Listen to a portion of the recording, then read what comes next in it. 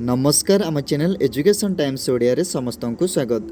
आज भिडियो रे आम अष्टम श्रेणी विज्ञान बहिर षष्ठ अध्याय दहन और शिक्षा कंबस्टन एंड फ्लेम रो द्वितीय भाग को आलोचना करवा।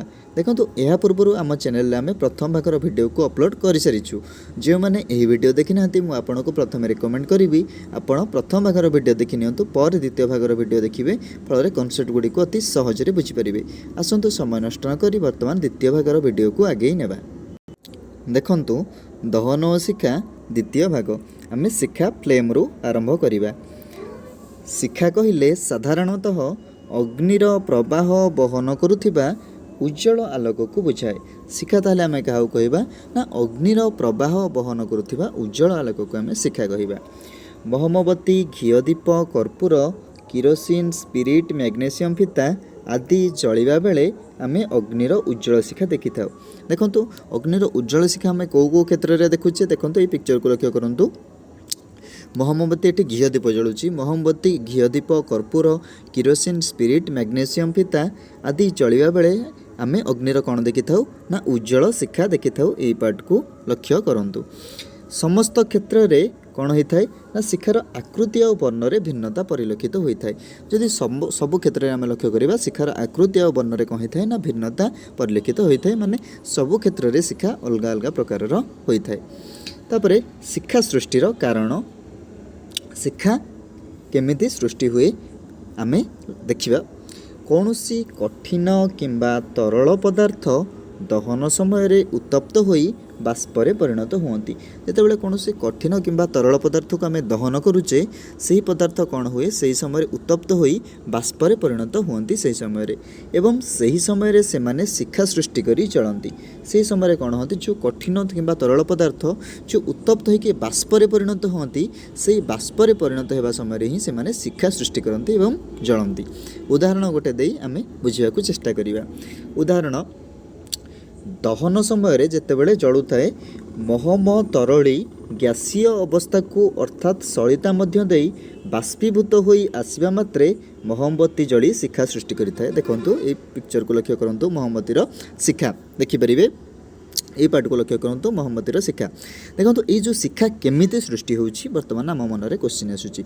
जो दहन समय जितेबाला जलुथिबो महमतरली कौन हुए गैसीय अवस्था को अर्थात सलिता माध्यम बाष्पीभूत होई जितेबाला ऊपर को उठी थाए से जो जितेबाला बाष्प होइके सेटा ऊपर को उठे सही समय ही कौन होता है ना यही शिखा सृष्टि होता है। मोहमबत्ती जली शिखा सृष्टि करता है। बहुत इंपोर्टेंट जिनस मन रखा हेबो।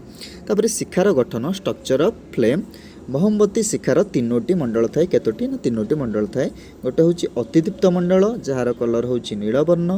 गोटे हूँ दीप्तिमान मंडल जार कलर हूँ पीतवर्ण। आ गोटे हूँ दीप्तिहीन मंडल जार कलर हूँ कृष्णवर्ण। देखंतु आपण एई पिक्चर को लक्ष्य करंतु। एई ही शिखार तीनोटी जाक मंडल दर्शा जाइछि। आपण देखिपारे शिखार तीनोटी जाक मंडल को देखिपारे। तापरे वर्तमान आम एई मंडल गुड़िक विषय डिटेल रे आलोचना करिबा। फास्ट देखिबा अतिदीप्त मंडल नॉन लुमिनस जोन। यही मंडल शिखार बाह्यतम स्तर। क्वेश्चन आसपे शिखार बाह्यतम स्तर कोटा ना अतिदीप्त मंडल। एठारे महमकणिका गुड़िकर संपूर्ण दहन घटी थाए। बहुत इंपोर्टेंट जिनस ये अतिदीप्त मंडल रे कौन होता है महमकणिका गुड़िकर संपूर्ण दहन घटी थाए। शिखार यही मंडल तापमात्रा सबुठारु बेसी। जदि शिखार आम देखा यही अतिदीप्त मंडल तापमात्रा कौन थाए सबुठारु अधिक थाए। तापर आम देखा दीप्तिमान मंडल बा लुमिनस जोन आम जहाँ इंग्लीश रे कहूचे। यही मंडल शिखार मध्यम स्तर। यही मंडल कौन शिखार मध्यम स्तर। यह शिखार बेसी अंचल अधिकार करिथाए। क्वेश्चन आसपे शिखार बेसी अंचल कोई मंडल अधिकार करिथाए एटा कौन हम आंसर दीप्तिमान मंडल। शिखार उक्त अंश ठारे महमकणिका गुड़िकर आंशिक दहन घटी थाए। सेठारे कौन होतिला संपूर्ण दहन होतिला किंतु एठी कौन होची आंशिक दहन घटी थाए। यही मंडल तापमात्रा अतिदीप्त मंडल ठारू कम। यही मंडल तापमात्रा जदि अतिदीप्त मंडल सहित आम कंपेयर करिबा यही मंडल तापमात्रा कौन अतिदीप्त मंडल ठारू कम रही थाए। तापरे दीप्तिहीन मंडल बा डार्क जोन आम जहाँ इंग्लीश रे कहूचे। यही मंडल शिखार केन्द्रांचल थाए बा शिखा जो सृष्टि होता है सही जगार थाए। ଶିଖାର ଉକ୍ତ ଅଂଶଠାରେ ତାପମାତ୍ରା କମ୍ ଯୋଗୁଁ ମହମ କଣିକା ଗୁଡ଼ିକର ଦହନ ହୋଇନଥାଏ। ଏଠାରେ କ'ଣ ହୋଇଥାଏ? ମହମ କଣିକା ଗୁଡ଼ିକର ଦହନ ହୋଇନଥାଏ। ଏହି ମଣ୍ଡଳ ତାପମାତ୍ରା ସବୁଠାରୁ କମ୍ ପରୀକ୍ଷାରେ ଆସିପାରେ, ବହୁତ ଇମ୍ପୋର୍ଟାଣ୍ଟ ଜିନିଷ। ତାପରେ ଇନ୍ଧନ ଫୁଏଲ୍ ବିଷୟରେ ଆମେ ଆଲୋଚନା କରିବା। ଯେଉଁ ଦାହ୍ୟ ପଦାର୍ଥ ଗୁଡ଼ିକ ଦହନ ସମୟରେ ତାପ ଓ ଆଲୋକ ସୃଷ୍ଟି କରିଥାଏ ତାହାକୁ ଇନ୍ଧନ କୁହାଯାଏ। ଯେଉଁ ଦାହ୍ୟ ପଦାର୍ଥ ଗୁଡ଼ିକ ଦହନ ସମୟରେ ଜଳିବା ସମୟରେ ତାପ ଓ ଆଲୋକ ସୃଷ୍ଟି କରିଥାଏ ତାହାକୁ ଆମେ କ'ଣ କହିଥାଉ? ଇନ୍ଧନ କହିଥାଉ। ଇନ୍ଧନକୁ ସାଧାରଣତଃ ଆମେ 3ଟି ଶ୍ରେଣୀରେ ବିଭକ୍ତ କରିପାରିବା। ସେଗୁଡ଼ିକ କ'ଣ ହେଲା? କଠିନ ଇନ୍ଧନ, ତରଳ ଇନ୍ଧନ ଓ ଗ୍ୟାସୀୟ ଇନ୍ଧନ। ଆସନ୍ତୁ 3ଟି ଯାକର ଉଦାହରଣ ଦେଖିବା। କଠିନ ଇନ୍ଧନର ଉଦାହରଣ କ'ଣ ହୋଇପାରିବ? କାଠ, କୋଇଲା, ଶୁଖିଲା ଗୋବର ଇତ୍ୟାଦି କଠିନ ଇନ୍ଧନର ଉଦାହରଣ ହୋଇପାରିବ। ଦେଖନ୍ତୁ ପିକ୍ଚର ମାଧ୍ୟମରେ, କାଠର ପିକ୍ଚର ମଧ୍ୟ ଦିଆଯାଇଛି ଏଠି। ତାପରେ ପେଟ୍ରୋଲ, ଡିଜେଲ, କିରୋସିନ ଏଗୁଡ଼ିକ ହୋଇପାରିବ କ'ଣ? ତରଳ ଇନ୍ଧନର ଉଦାହରଣ ଏଠାରେ ଦେଖିପାରିବେ। ତାପରେ ଗ୍ୟାସୀୟ ଇନ୍ଧନର ଉଦାହରଣ ହୋଇପାରିବ କ'ଣ? କୋଲ ଗ୍ୟାସ୍, ପ୍ରାକୃତିକ ଗ୍ୟାସ୍, ପେଟ୍ରୋଲିୟମ ଗ୍ୟାସ୍ ଇତ୍ୟାଦି ହୋଇପାରିବ କ'ଣ? ଗ୍ୟାସୀୟ ଇନ୍ଧନର ଉଦାହରଣ, ଯାହାକି ଆପଣ ଦେଖିପାରିବେ ଏଠାରେ। ତାପରେ ଆଦର୍ଶ ଇନ୍ଧନ ଆମେ କାହାକୁ କହିବା ସେ ବିଷୟରେ ଦେଖିବା। ଗୋଟିଏ ଆଦର୍ଶ ଇନ୍ଧନ ବା ଉତ୍ତମ ଇନ୍ଧନର ନିମ୍ନଲିଖିତ ଗୁଣଗୁଡ଼ିକ ଥାଏ। ଏହି ଗୁଣଗୁଡ଼ିକ ଗୋଟିଏ ଆଦର୍ଶ ଇନ୍ଧନର ଥାଏ। ଇନ୍ଧନର ଦହନରୁ ବେଶୀ ପାଉଁଶ, ବିଷାକ୍ତ ଗ୍ୟାସ୍ ବା ବର୍ଜ୍ୟବସ୍ତୁ ମିଳୁନଥିବ। ଇନ୍ଧନର ଦହନ, ଇନ୍ଧନ ଯେତେବେଳେ ଜଳୁଛି ସେଥିରୁ ବେଶୀ ପାଉଁଶ, ବିଷାକ୍ତ ଗ୍ୟାସ୍ ବା ବର୍ଜ୍ୟବସ୍ତୁ ମିଳୁନଥିବ। ଏହାକୁ ସୁବିଧାରେ ଅଧିକ ଦିନ ସଂରକ୍ଷିତ ରଖି ହେଉଥିବ। ଏହାକୁ ନେବା ଆଣିବା ସହଜ ଓ ସୁବିଧାଜନକ ହେଉଥିବ। ଏହି ଗୁଣଗୁଡ଼ିକ ଆପଣ ମନେ ରଖନ୍ତୁ। ଏହାର ଉଚ୍ଚ କ୍ୟାଲୋରୀ ମୂଲ୍ୟ ଥିବ। ଏହାର କ'ଣ ଥିବ? କ୍ୟାଲୋରୀ ମୂଲ୍ୟ ଉଚ୍ଚ ଥିବ, ଅଧିକ ଥିବ। ଏହା ଶସ୍ତା ଓ ସୁବିଧାରେ ସବୁଠାରେ ମିଳିପାରୁଥିବ। ଏହା ଶସ୍ତା ଓ ସୁବିଧାରେ ସବୁ ଜାଗାରେ ମିଳିପାରୁଥିବ। ତାପରେ ଏହାର ଦହନକୁ ସହଜରେ ନିୟନ୍ତ୍ରଣ କରାଯାଇପାରୁଥିବ। ଯଦି କେତେବେଳେ ନିଆଁ ଲାଗିଯାଏ ଏହାର ଦହନକୁ ମଧ୍ୟ ଆମେ କ'ଣ ସହଜରେ ନିୟନ୍ତ୍ରଣ କରିପାରୁଥିବା। ଏଗୁଡ଼ିକ ହେଉଛି ସବୁ ଉତ୍ତମ ଇନ୍ଧନର ପ୍ରପର୍ଟି, ଯାହାକି ଆପଣଙ୍କୁ ମନେ ରଖିବାକୁ ପଡ଼ିବ। ତାପରେ ଇନ୍ଧନର ଦକ୍ଷତା, ଫୁଏଲ୍ ଏଫିସିଏନ୍ସି ବିଷୟରେ ଆମେ ଦେଖିବା। ଇନ୍ଧନର ଦକ୍ଷତା ଆମେ କାହାକୁ କହୁଛେ? ଇନ୍ଧନରୁ ମିଳୁଥିବା ତାପ ଅନୁଯାୟୀ ତା'ର ଦକ୍ଷତା ନିରୂପଣ କରାଯାଏ। ଗୋଟିଏ ଇନ୍ଧନରୁ କେତେ ଆମକୁ ତାପ ମିଳୁଛି ସେ ଅନୁସାରେ ତା'ର ଦକ୍ଷତା ଆମେ ନିରୂପଣ କରିଥାଉ। 1 କିଲୋଗ୍ରାମ ଇନ୍ଧନର ସମ୍ପୂର୍ଣ୍ଣ ଦହନରୁ ଯେତିକି ପରିମାଣର ତାପ ମିଳେ ତାହାକୁ ଇନ୍ଧନର କ୍ୟାଲୋରୀ ମୂଲ୍ୟ କୁହାଯାଏ। 1 କିଲୋଗ୍ରାମ ଇନ୍ଧନର ସମ୍ପୂର୍ଣ୍ଣ ଦହନ ହେବା ପରେ ଯେତିକି ଆମକୁ ତାପ ମିଳିଥାଏ, ଯେତିକି ଉତ୍ତାପ ମିଳିଥାଏ ତାକୁ ଆମେ କ'ଣ କହିଥାଉ? ଇନ୍ଧନର କ୍ୟାଲୋରୀ ମୂଲ୍ୟ କହିଥାଉ। ଏହାକୁ ନିମ୍ନ କେତେକ ଏକକ ମାଧ୍ୟମରେ ପ୍ରକାଶ କରାଯାଏ। ଦେଖନ୍ତୁ, ଯେତେବେଳେ ଗୋଟେ ଇନ୍ଧନ ଜଳୁଛି ଆମକୁ ମନେକର 1 କିଲୋଗ୍ରାମ ଆମେ ଇନ୍ଧନ ନେଲେ, ମନେକର 1 କିଲୋଗ୍ରାମ କାଠ ନେଲେ, ମନେକର ଚିତ୍ରରେ ଆମେ ଦେଖିବା। ସେଇ 1 କିଲୋଗ୍ରାମ କାଠ ଜଳିଲା ପରେ ଆମକୁ ଯେତିକି ପରିମାଣର ତାପ ମିଳୁଛି ତାକୁ ଆମେ ଇନ୍ଧନର କ୍ୟାଲୋରୀ ମୂଲ୍ୟ କହିବା। ତା'ର ଏକକ ଗୁଡ଼ିକ ବର୍ତ୍ତମାନ ଆମେ ଦେଖିବା। ଏକକ ଗୁଡ଼ିକ କ'ଣ କ'ଣ ପରୀକ୍ଷାରେ ପଡ଼ିପାରେ? Kilo joule divided by kilogram, kilo joule divided by gram, joule divided by gram, joule divided by kilogram, calorie divided by gram. ଏଗୁଡ଼ିକ ହୋଇପାରିବ ସବୁ ଏକକ। ତାପରେ ଆମେ ଦେଖିବା କେତେକ ଇନ୍ଧନର କ୍ୟାଲୋରୀ ମୂଲ୍ୟ, ଯାହାକି ପରୀକ୍ଷାରେ ମଧ୍ୟ ଡାଇରେକ୍ଟ ଆସିପାରେ, ଯାହାକି ଆମକୁ ମନେ ରଖିବାକୁ ହେବ। ପ୍ରଥମେ ଦେଖିବା ଗୋବର ଘଷି। ଗୋବର ଘଷିର କ୍ୟାଲୋରୀ ମୂଲ୍ୟ କେତେ? 6000ରୁ 8000।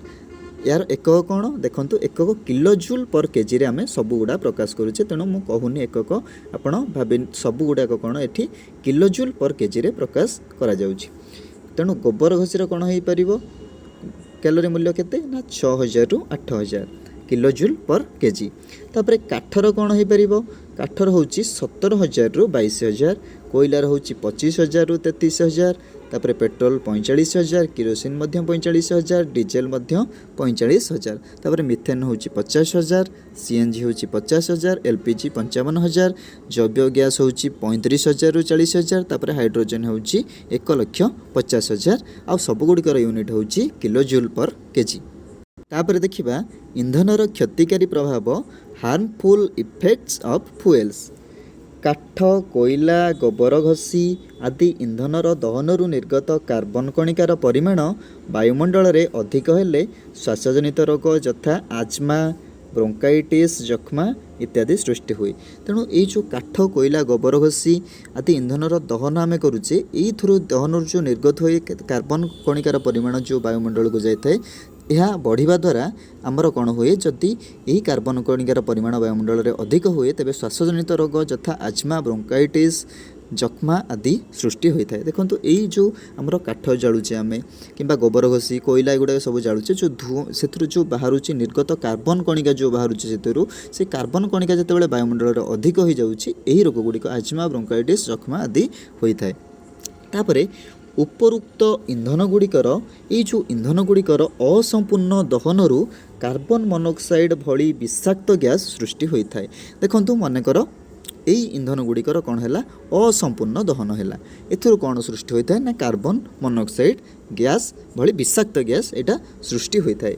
रुद्ध कोठरी रे बेसी समय धरी कोईला जाली शोले यही गैस जो प्राणहानिर आशंका थाए। मनकर गोटे रुद्ध कोठरी अच्छी आम अधिक समय कौन करवा ना कोईला जालिकी शोवा से कोठरी रे तेणु जितेबले यही रुद्ध कोठरी रे बेसी समय आम कोईला जालिकी शोवा यही गैस जो कौन हम प्राणहानिर आशंका थाए कारण एगुड़िक रु आमर कौन किसी विषाक्त गैस निर्गत होता है जहाँफल आम शरीर उपर यार कुप्रभाव पड़ता है और प्राणहानिर आशंका रही है। तापर देखिए अधिकांश इंधनर संपूर्ण दहनरू अंगारकाम्ल CO2 उत्पन्न हुए। यार प्रतिशत मात्रा वायुमंडल रे वृद्धि जोगु पृथ्वीर उत्ताप वृद्धि पाउछि। यहाकू सबुज कोठरी प्रभाव बा ग्रीन हाउस इफेक्ट कहती। यार प्रभाव में विश्वतापन बा ग्लोबल वार्मिंग सृष्टि होबार संभावना थाए। देखो यही पिक्चर को लक्ष्य करंतु यही पार्ट को प्रथमे देखंतु प्रथमे यही पार्ट को देखंतु यही पार्ट रे कोन हैछि गछटा को भली अच्छी गछ तापर यही पार्ट को आपड़ जिते देखिए यही पार्ट को लक्ष्य करेंगे सबुज कोठरी प्रभाव में ये जो विश्वतापन हो ग्लोबल वार्मिंग हो यार प्रभाव ये दर्शा जाए। देखो जितेबले आम यार प्रतिशत मात्रा वायुमंडल वृद्धि जो पृथ्वी उत्ताप कौन हो वृद्धि पाँच ये जो उत्ताप वृद्धि पाँच यह कौन कहते जो पृथ्वीर उत्ताप दिन को दिन वृद्धि पाइबार लगी सबुज घर प्रभाव बा ग्रीन हाउस इफेक्ट कहती। यार प्रभाव में कौन देखा विश्वतापन बा ग्लोबल वार्मिंग सृष्टि होबार संभावना रहुछि। देखंतु एठी जो इठी नॉर्मल गोटे गछ केमिति थाए किंतु जो विश्वतापन ग्लोबल वार्मिंग देखा जाउछि ग्रीन हाउस इफेक्ट फल देखंतु गछटा को भली भाबरे हे जाइछि पत्र गछरे जमारू भी नाही। तापर देखंतु जीवाश्म इंधनर दहनरू ये जो जीवाश्म इंधनर अच्छी यार दहनरू सल्फर डाइऑक्साइड SO2 निर्गत होता है। यही गैस वर्षा जल सह मिसी अम्ल परिणत होई अम्ल वृष्टि बा एसिड रेन करे। अम्ल वृष्टि कोठाबाड़ी स्मृतिस्तंभ फसल मृत्तिका आदि प्रति विपद सृष्टि करे। ये जो एसिड रेन होची एसिड रेन फल कोठाबाड़ी देखंतु एसिड रेन ये पिक्चर माध्यम दर्शा जाइछि। जो एसिड रेन होची जीवाश्म इंधन गुड़िकर दहनरू सल्फर डाइऑक्साइड निर्गत होची यही गैस कौन हो वर्षा जल सहित मिसी अम्ल परिणत होउछि एवं अम्ल वृष्टि करुछि जहाँफल कि कोठाबाड़ी स्मृतिस्तंभ फसल मृत्तिका आदि उपरे विपद देखा जाउछि। देखंतु एतिकी थिला आमर द्वितीय भागर वीडियो एठी टोटाल विषयटी सरुछि। आपनको जदि वीडियोटी भलो लागे तेबे वीडियो को लाइक करंतु एवं आम चैनल को सब्सक्राइब करंतु फल रे हमें अधिक रु अधिक एही भली वीडियो आपनक पाखु नै आसीबु। रहुछु धन्यवाद नमस्कार।